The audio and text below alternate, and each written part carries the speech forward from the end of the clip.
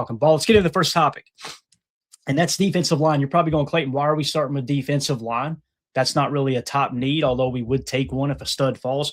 We've kind of done it the opposite, right? We've really leaned heavily into offensive line. We'll hit that last, and we'll hit cornerback right in the middle. So I thought, let's start with defensive line. I don't want to neglect this, right?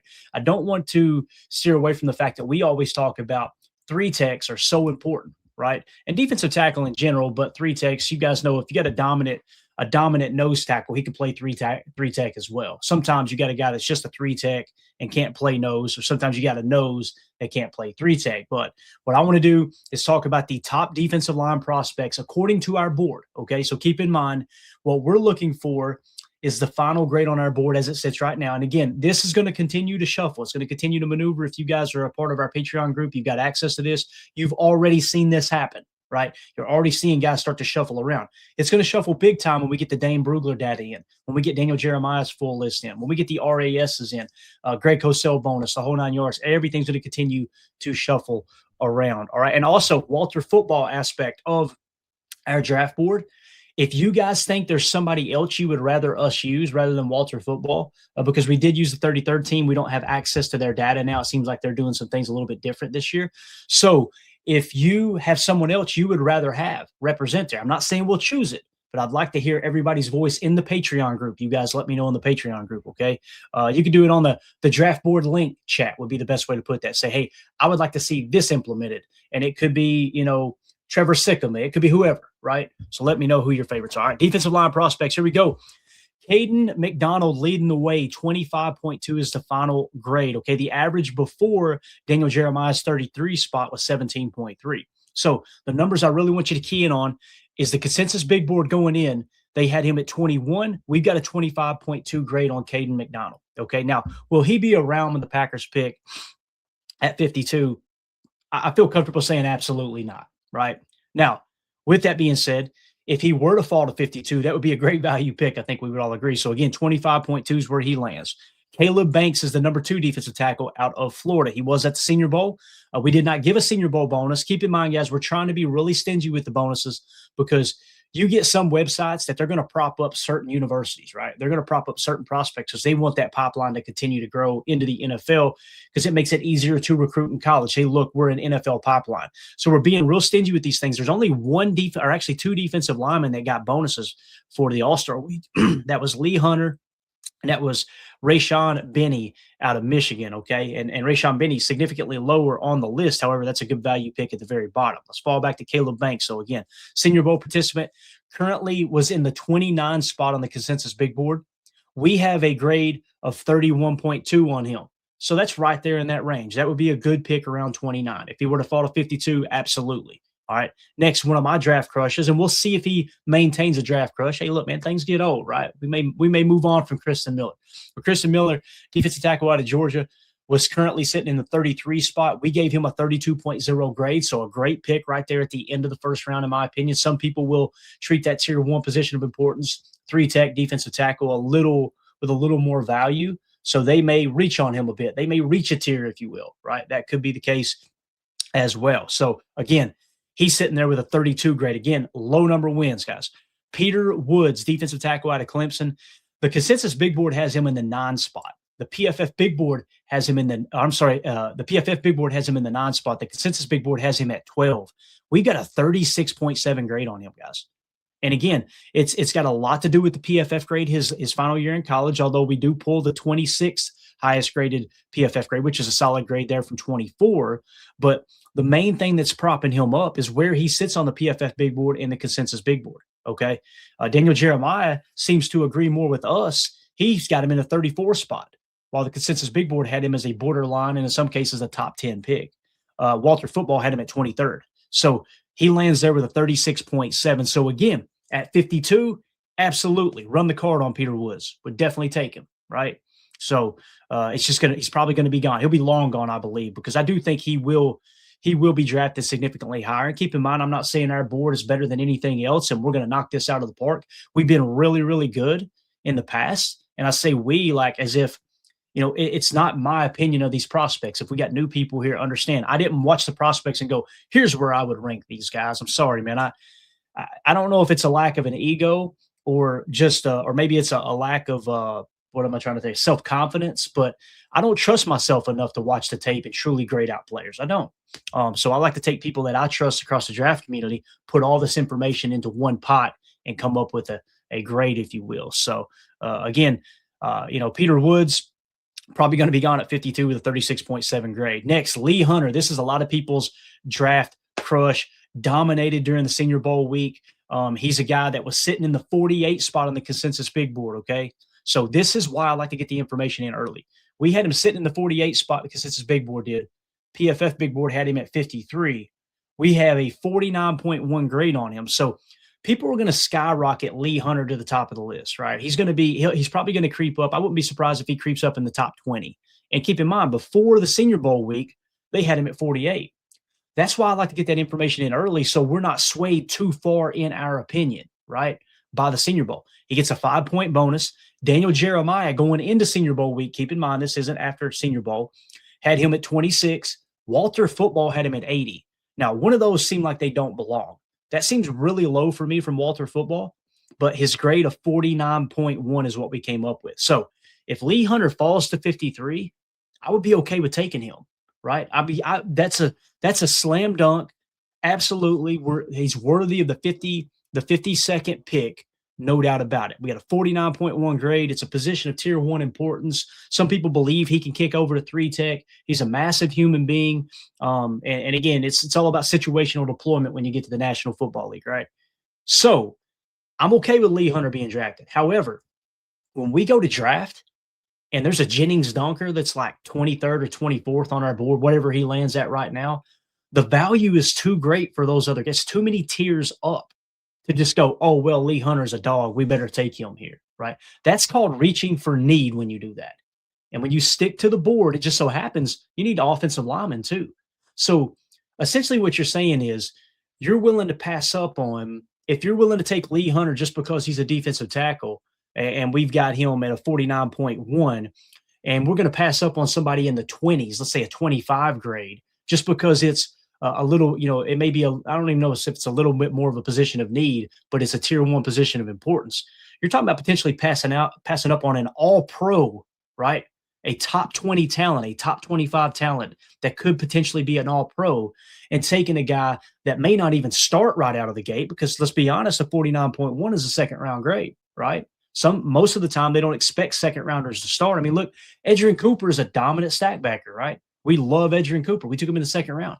Took him a little while to get his feet under him before the coaching staff felt comfortable to get him out there because he was making mental mistakes, right? He didn't understand the defense. So I'm not opposed to taking Lee Hunter, but there's going to be, I think, other players that are going to rank significantly higher at other positions of need where you go, man, I can't pass up on those. It's just too much value there. It's too good of a football player. So next on the list, Darrell Jackson. Now, some people thought he had a great week. I heard others say he was inconsistent, so he didn't get a bonus. If you guys have information on why he should be a bonus on Senior Bowl, hit me up in the Patreon group. Okay. Make sure you hit me up in there and we'll consider it. Again, I'm not going to just go changing things in the draft board and how we've done it over the years, just because, 1 or 2 people think, hey, this guy's a stud, but I love more information is better than less. Okay. So, Darrell Jackson, 86.0 is the grade, 99th on the consensus big board. That's a guy in that 84 range or wherever we're picking at there. I think it's 84. Or 87. I can't even remember the pick. But in the 80s, I would be totally okay with taking Darrell Jackson. Now, if Lee Hunter somehow, some ways falls to the 80, oh my God, like if Walter Football's got it right and he's truly an 80th overall talent and he falls that far, run the card on him. Are you kidding me? So the whole point of doing these exercises, guys, is to try to figure out where can we find a player of great value at what part in the draft. So Caden McDonald going to be gone. Caleb Banks going to be gone. Kristen Miller going to be gone. Peter Woods going to be gone. Lee Hunter is the first defensive tackle that, okay, he may potentially be there, although I expect him to start to rocket up board, so he'll probably be gone at 52 as well. With all that being said, if any of those 5 players I just mentioned fall to us at 52, hell of a pick. Well worth. That's if Goody's board looks like ours, right? So just wanted to point that out. Now, some other names here on this list that might be good value, and I know it's not a sexy pick. Caleb Proctor, defensive tackle out of Southwestern Louisiana. He was at the East-West Shrine Bowl. 100.3 is the grade we got on him, guys. The consensus big board had him at 209. If you can get somebody like Caleb Proctor, later in the draft, let's say he drops, to around the 150 mark, and you can get him way later in the draft, that's a heck of a pick. So don't sleep on someone like that. Skylar Gill-Howard's another one. The consensus big board had him at 184. Okay. We have a 105.7 grade on him. So you're seeing better value on defensive tackles later in the draft. You understand what I'm saying? Like that's how the board is kind of shaking out here. So as Mike Z here says, take emotions and a splash play out of picks instead of the whole body of work is a mistake made often. I completely agree. It's very well said, Mike. And listen, I want to do it more than anyone. Are you kidding me? Did you see the way that Bo Stevens, that punch and pull move, and just, slammed a 320-pound defensive lineman right on his face and then stood over him like, you okay, little man? You see stuff like that and go, give me that guy. But you got to remove those one or two splash plays. And Bo Stevens is high on our board. We'll talk about him here in a minute on offensive line. I'm just simply pointing out, like, that's a great point, Mike. You kidding me? The Iowa waterfall on Jennings Dunker, that's enough to draft that dude. Trade up in the top 10 and take him, right? I'm being sarcastic, but like, we get our favorites from that type of stuff, right? So we got to be really careful, and that's what I love about the board. Stick to the board, right? Stick to the board. Make sure these guys are grading out where they belong to go in the draft. And again, you're going to find guys that are low on our list that are going to be studs. You're going to find guys high on our list that end up being busts. It happens every year. Every general manager in the National Football League misses on prospects. The goal is just try to miss on as few as possible. And as you guys can probably tell, our board is geared more towards what the tape shows as opposed to All-Star Week, RAS and Combine and Pro Days and all that, and personal opinion, right?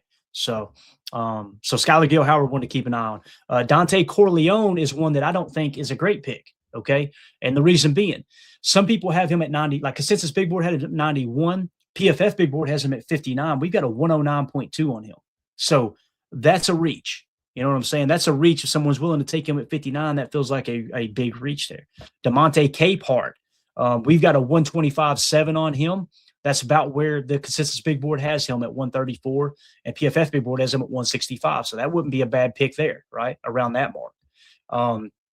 Grayson Halton. And if you notice any of these guys that are going back to college, I've tried to filter through several times, but man, it's wild how people are filing lawsuits and appeals to go back and get a 6-year of college and this and that. Like, we're still waiting for Trinidad Chambliss is he actually going to play college football or not? He still may enter the draft, but he's waiting on that appeal. So that's a really, really interesting situation. As of right now, I don't think he's on our board because he's trying to go back to college, and he'll probably be granted that.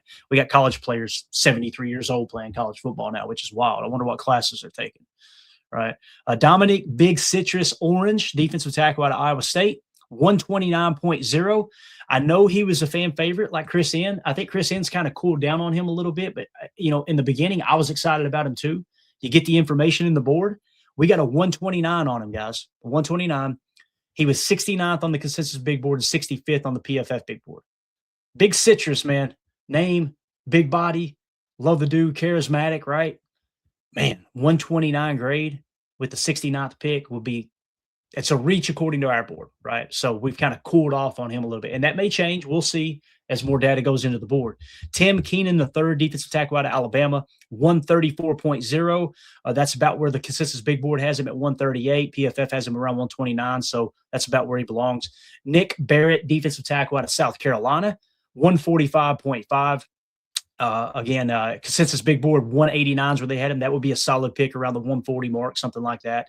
And then Rayshawn Benny, defensive tackle out of Michigan, had a strong Senior Bowl week. And we've got a 150.3 on him, guys. The consensus big board has him at 316. Imagine getting a guy with a 150.3 grade in the 7th round. That'd be awesome. That'd be a solid pick, right? So again, what did we learn? The reason we do these exercises together as fans is to try to understand how is the board laying out at the moment, right? How's it laying out at the moment? Where are these guys kind of projecting to go? What grade do we got? You're seeing the value kind of fall into place at Lee Hunter, Darrell Jackson, Caleb Proctor, and then you want to stay away from prospects like a Dante Corleone, right? Because that's a bit of a reach, and a Dominic Orange. So again, We'll see how the board shifts moving forward. That's how the board is designed to work. And again, this is the vertical board, right? We're breaking down the vertical board. When you get the horizontal board and the tiers are laid into place, man, the board talks to you. I love it. I'm getting excited right now because you could kind of see, oh, okay, in the first round, we got a cluster of these players. Well, we could probably wait till later. Let me give you a spoiler alert. Offensive line, you're probably going to want to, it's like a slam dunk pick in the second round. However, if you wait till the third, you can get really good value there. So what's that mean? Corner might be the way to go in the second round. And we'll break that down next, as a matter of fact. So if you guys are watching this video back later, let me know in the comments, how do you feel about the defensive line prospects that we just broke down? Do you agree? Do you disagree with our board? Is there a prospect you like more than others? Let us know in the comments how you feel. I love having these conversations with you guys afterwards. I know everybody can't catch the live stream, so when you guys comment later on the videos, it's awesome just to get in there and kind of, all right, let's see how the entire fan base is feeling. So make sure you hit like, make sure you hit subscribe, click the bell icon so you don't miss out on videos like this and future live streams as well.